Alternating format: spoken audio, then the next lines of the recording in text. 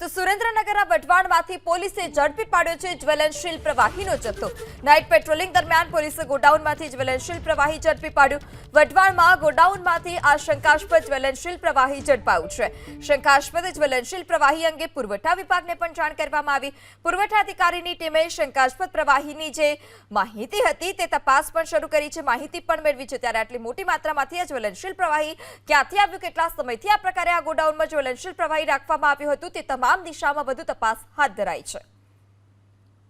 તો શંકાસ્પદ જ્વલનશીલ પ્રવાહી અંગે પુરવઠા વિભાગને પણ જાણ કરવામાં આવી છે અને પુરવઠા વિભાગ હવે આ સમગ્ર મામલે વધુ તપાસ હાથ ધરશે। ઘટના સુરેન્દ્રનગરની કે જ્યાંથી જ્વલનશીલ પ્રવાહી મોટી માત્રામાંથી ઝડપી પાડવામાં આવ્યું છે। વઢવાણમાં પોલીસે તપાસ કરી હતી અને ત્યાંથી જ આ શંકાસ્પદ જ્વલનશીલ પ્રવાહી ઝડપવામાં આવ્યું। તો સુરેન્દ્રનગરના વઢવાણમાંથી પોલીસે ઝડપી પાડ્યો છે જ્વલનશીલ પ્રવાહીનો જથ્થો। નાઇટ પેટ્રોલિંગ દરમિયાન પોલીસે ગોડાઉનમાંથી જ્વલનશીલ પ્રવાહી ઝડપી પાડ્યું। વઢવાણમાં ગોડાઉનમાંથી આ શંકાસ્પદ જ્વલનશીલ પ્રવાહી ઝડપાયું છે।